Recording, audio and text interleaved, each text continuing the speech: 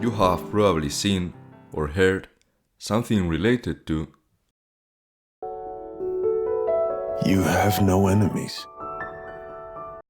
as this sentence propelled Vinland Saga's popularity into new, unseen heights, making Thorfinn one of the focal faces of the modern archetype of the warrior longing for peace. What you may not know is that Fyodor Dostoevsky, the Russian 19th century author, explored profoundly this same idea in his best novel. Get ready. This is how Dostoevsky anticipated Vinland Saga.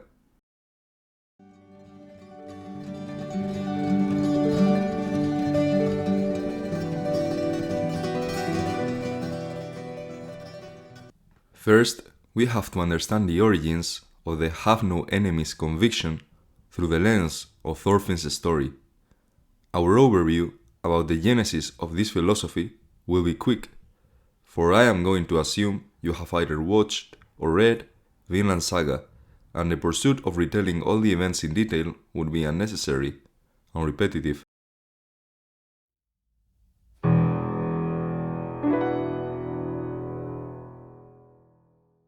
Thors arrives upon this conclusion in the Battle of Jorungavager. He decided to live his life as a warrior, to stop engaging in war, which he started deeming pointless after the birth of his daughter. He proceeded to settle in Iceland with his family, where his son Thorfinn was born. Since he was able to speak, Thorfinn expressed how he desired to be a warrior.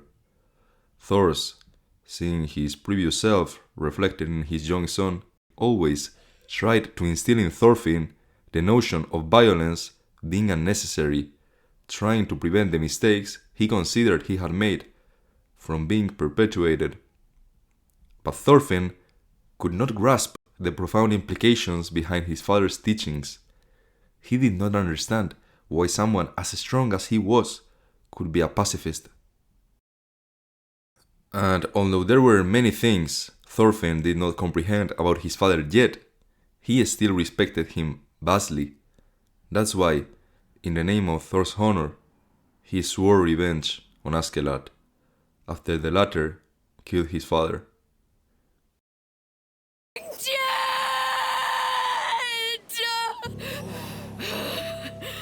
He may just be a kid, but look into those damned eyes of his. This is when he started walking a path that would completely deviate him from anything remotely resembling peace or harmony. In the end, Thorfinn could not kill Askeladd with his hands, and got sold as a slave, ending up in Ketil's farm, where he was haunted every night by the countless lives he had ended. Shattered and perpetually tormented by a torrent of agony, he faced the unpleasant consequences of his actions.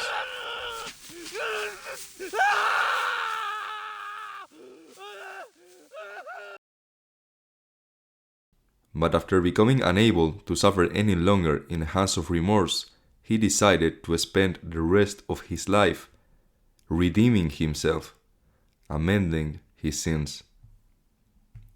He awakened to the fact that neither he nor anyone else had any real need to chase revenge, because even though you may not feel like that's the case before exerting it, it's truly pointless. Had Thorfinn killed Askeladd, would he have really honored his father's memory? The answer is no, and the angle from which you look at it does not matter, because Thorfinn wasted his youth, his innocence, and his joy to do so. And not only that, he also killed hundreds in the process of trying to get the better out of Askeladd, completely disrespecting Thor's ideology.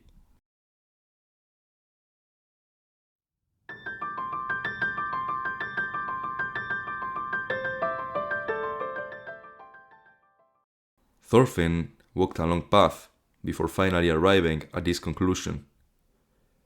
It takes courage to recognize this fact.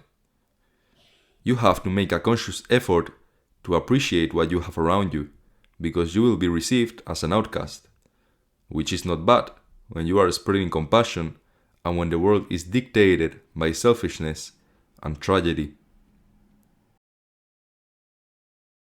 Thorfinn committed unforgivable atrocities blinded by rage.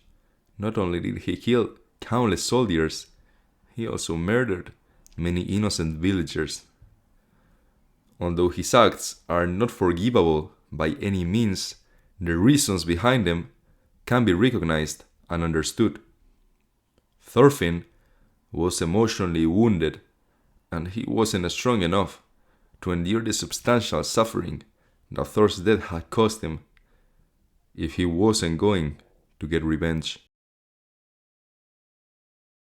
Thorfinn was just one more who succumbed to the outer pressure.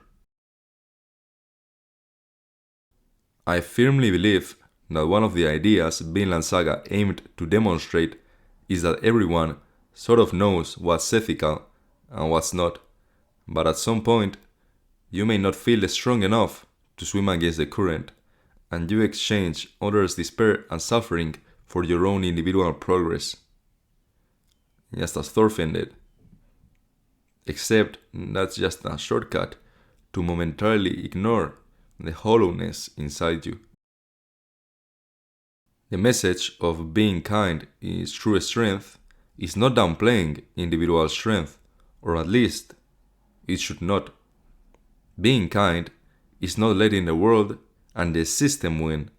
It means that you will not become that which you severely hated just because the right path is the one that offers the greatest resistance.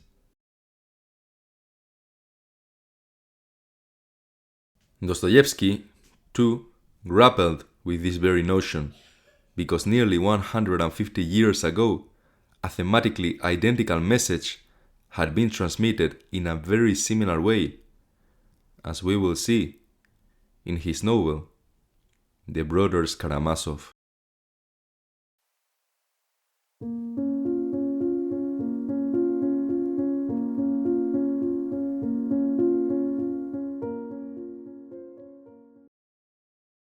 Fyodor Dostoevsky is one of the most influential writers in the history of literature, but if you haven't read him yet, do not let his fame mislead you, for he is not overrated by any means. In fact, I believe the opposite is actually true. He has got a weird reputation made up by people who have either never read him or have not made an effort to understand him. These people only know the surface, not the real Dostoevsky. Before reading him, I had been deceived by all these misconceptions. I thought he was a writer who advocated extreme nihilism for the sake of it. But surprisingly, after I read him, I realized that his work was probably one of the most hopeful and profound I have ever had the pleasure of experiencing. And that is directly linked to his religious beliefs. He held a very pure and personal bond with religion. Being aware of the fact that Dostoevsky was an Orthodox Christian is crucial if we want to understand his work, because the spiritual, optimistic undercurrents that flow through his novels, especially The Brothers Karamazov, are shaped by his faith, his main source of inspiration behind everything he communicates in the novel.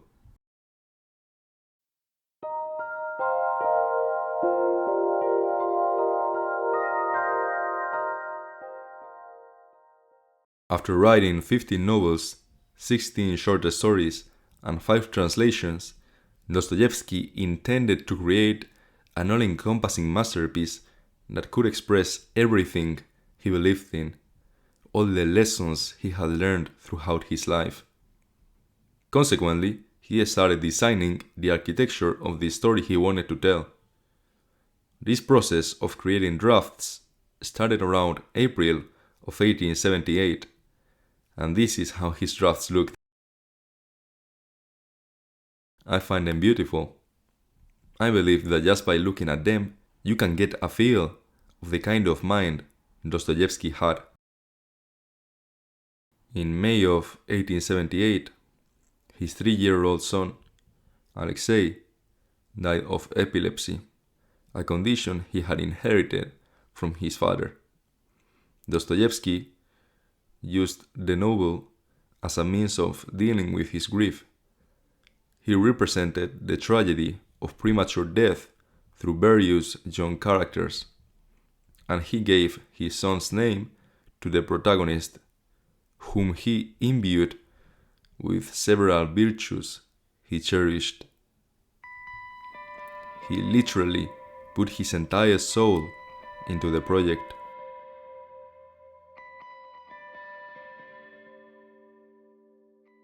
It was going to be an extraordinarily long novel, set in the times he was living in, 1880s Russia, with Alexei as the hero protagonist.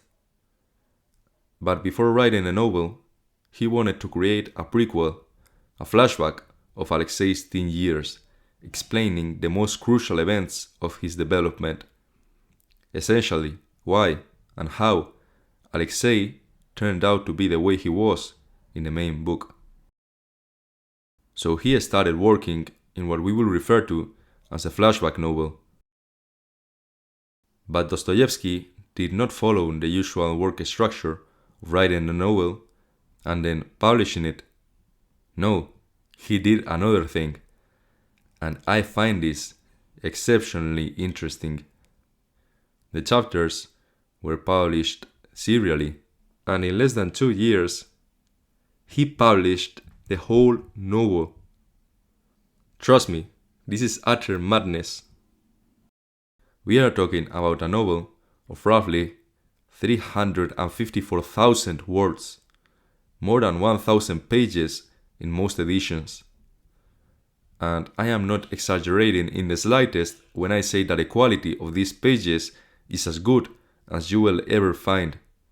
And the fact he published it serially and in such a short time is inconceivable. As I said, after less than 2 years, in 1880, he was done with the flashback novel, the first part of what he believed would be his magnum opus. You could argue that he had been so productive because he knew he did not have much time left, because in 1879 he had been diagnosed with pulmonary emphysema and he was suffering from epileptic seizures. If he decided to sit back and relax, he would die before completing his duty. Even if it was daunting, he had to continue writing. But on the 6th of February, 1881, his voice was silenced by a pulmonary hemorrhage. A tragic end to a life that had so much more to say, because he had only completed the prologue of the story he had in mind. The Brothers Karamazov, widely considered one of the best pieces of fiction ever created, is only the flashback novel.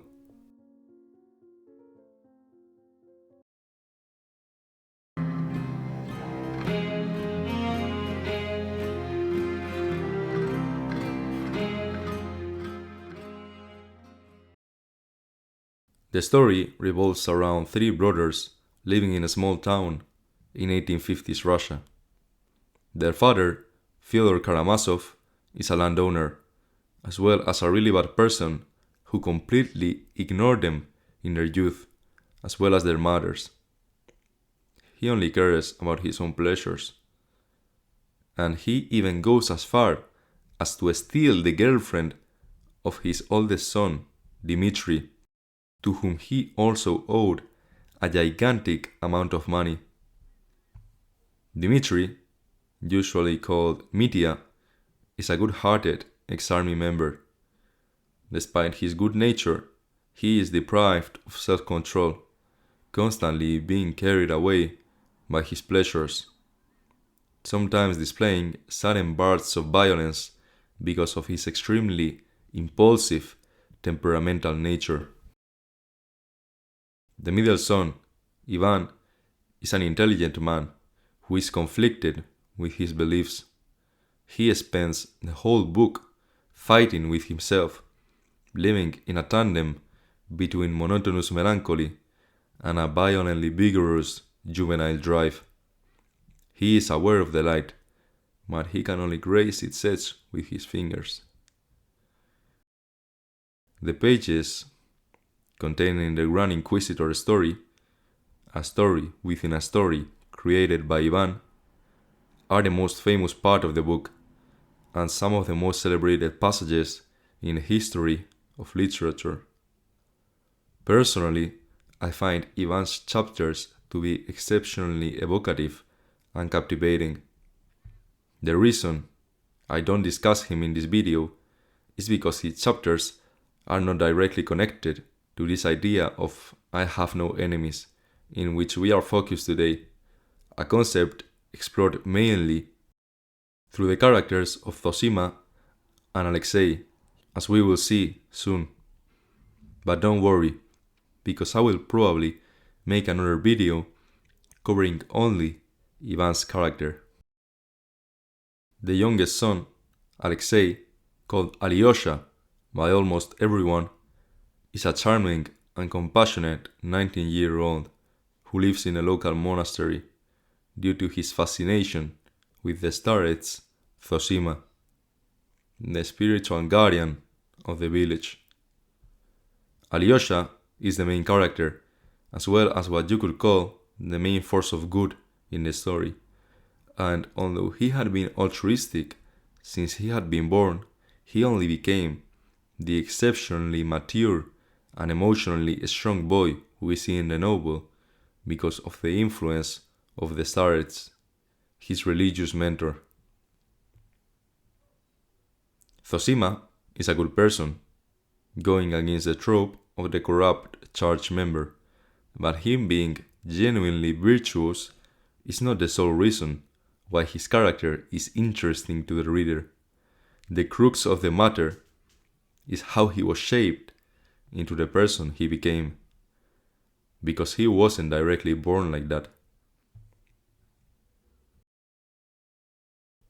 When he was a kid, he lived in a rural village, in a religious family.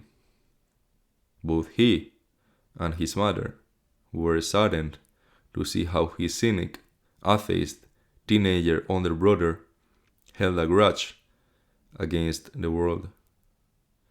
But one day, Zosima's older brother, whose name is Markel, by the way, became terminally ill, and suddenly his attitude turned 180 degrees, and he became as vibrant as a human could be. He started recognizing the good in people and in life before prematurely dying. There was such a glory of God all about me, birds, trees, meadows, sky, only I lived in shame and dishonored it all, and did not notice the beauty and glory. You take too many sins on yourself, Mother used to say, weeping. Mother, darling, it's for joy, not for grief, I am crying. Though I can't explain it to you, I like to humble myself before them, for I don't know how to love them enough. If I have sinned against everyone, yet all forgive me, too, and that's heaven. Am I not in heaven now? Zosima was really impacted by this tragedy, but it did not really make a change in him just yet. When he grew older, he was a cocky young man from the military who challenged another man to a duel over a woman.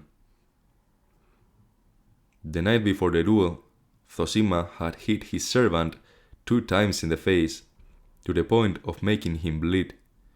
He went to bed, but barely slept 3 hours, and he was plagued by a piercing sense of distress, the source of which he could not discern. And then he had an epiphany. The images of his sick brother lying in bed came to his mind. He remembered all the things Markel told him before dying, one of them being about servants. Markel said, "There must be servants and masters, but if so, I will be the servant of my servants, the same as they are to me. And another thing, Mother, every one of us has sinned against all men, and I more than any." Zosima suddenly understood that the source of his angst stemmed from the violence he had inflicted upon his servant, as well as the duel he was about to engage in within a few hours. He intended to kill an innocent, good, noble, and clever man, just because he was the boyfriend of a girl he liked. And by depriving that girl of her happiness, it was as if he was going to end her life, too. He proceeded to visit his servant's room, and he bowed before him, begging for his forgiveness. Then he attended the duel, and although he did not intend to shoot his rival, he brought his gun, because he was aiming to make a statement. Hadn't he taken his weapon, what was about to happen would not have been possible, because the duel would have never taken place. He let his opponent shoot first. And note how risky this maneuver was. Zosima could have died, but he had reasoned that if he was to die from that shot, he deserved it, because he was the one who challenged his contender, who only accepted the offer out of honor for his fiancée. But he survived. His adversary had missed.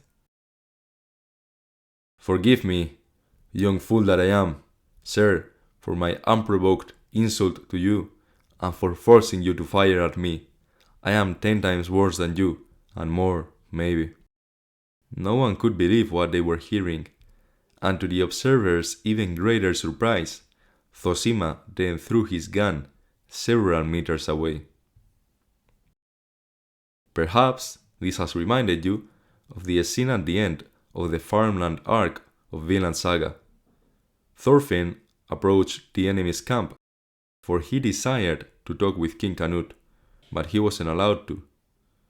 Therefore, he challenged one of the strongest soldiers serving the king to punch him 100 times.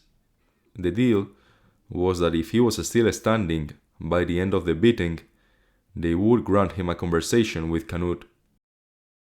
Both Thorfinn and Zosima were in similar situations. In order to prove that their pacifism wasn't shallow and worthless, they had to demonstrate how they were just as brave and strong as the ones rejecting that philosophy. A statement of strength that gave weight to their affirmations. Zosima was received as an outcast after the incident in the duel, because they had confused his benevolence and humility with cowardice. But unexpectedly, there was someone who had become interested in him, a mysterious man. A middle-aged aristocrat from high society. The two began seeing each other every day, but Zosima didn't quite know what to make of the visitor. because while he had opened up, due to the constant inquiries related to the duel, his friend revealed very little about himself. It was a one-sided relationship, but Zosima kept engaging in these conversations because he suspected that his visitor was hiding something important and that these exchanges served a therapeutic purpose. His hunch resulted in truth, because 1 year later, the man revealed that in his youth he had killed a young woman out of egoism. He wasn't identified as the killer, and after decades of suffering the burden of guilt, what he described as hell, he wanted to make his crime public so he could pay off his debt to the world. He wanted to dedicate the rest of his life to redeem himself. I know it will be heaven for me, heaven the moment I confess. 14 years I have been in hell. I want to suffer. I will take my punishment and begin to live. You can pass through the world doing wrong, but there is no turning back. Now I dare not love my neighbor, nor even my own children. Good God, my children will understand, perhaps, when my punishment has cost me, and will not condemn me. God is not in strength, but in truth. In the end, he did it. He confessed, bringing physical, undeniable proof of the murder. And it was only then, when he claimed to have been freed from the hell he had been living in for decades. This is similar to Thorfinn's development in Ketil's farm. After the death of Askeladd, he no longer had any drive, and the weight of the guilt caused by all the deaths he had provoked finally caught up to him. He was no longer able to ignore it. The descriptions given by Zosima's visitor about his suffering were strikingly similar to what we see Thorfinn experiencing at these stages of his life. He had to make the decision to dedicate the rest of his existence to atoning his sins in order for the anguish to disappear.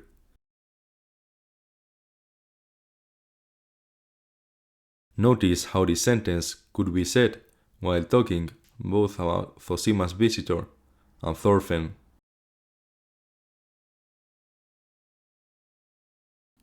Zosima passed on every lesson etched into his soul to Alyosha, the Brothers Karamazov main character, whom he believed to be a sort of a spiritual continuation of his late older brother Markel.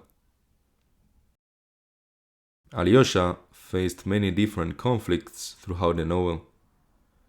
He had to deal with his older brother Mitya being accused of killing his father, his other older brother Ivan becoming insane and sick, and the love of his life turning into a cynic masochist. And while all of these unfortunate circumstances were happening at the same time, Alyosha spent at least 1 hour every day visiting a 9-year-old who had thrown rocks at him and had almost beaten a finger out of his hand. Why was he doing this? We can synthesize the answer saying that Alyosha had no enemies. Although the kid, Ilyusha, had attacked him at some point, it was because his mind was in turmoil.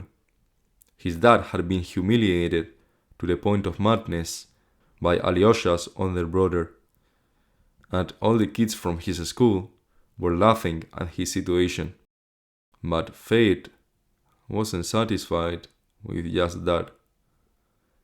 A terminal illness was claiming the little boy's life. That's why Alyosha felt obliged to help him with his presence, despite the almost lethal violence the kid had tried to exert on him when they first met. In the end, Alyosha's genuine, charismatic kindness managed to reunite Ilyusha's classmates, who were previously very hostile to him. Even after the latter's death, Alyosha held the memory of the deceased kid as a guiding lighthouse, forever carved in their minds, reminding them of virtue and guiding them towards goodness in the future to come.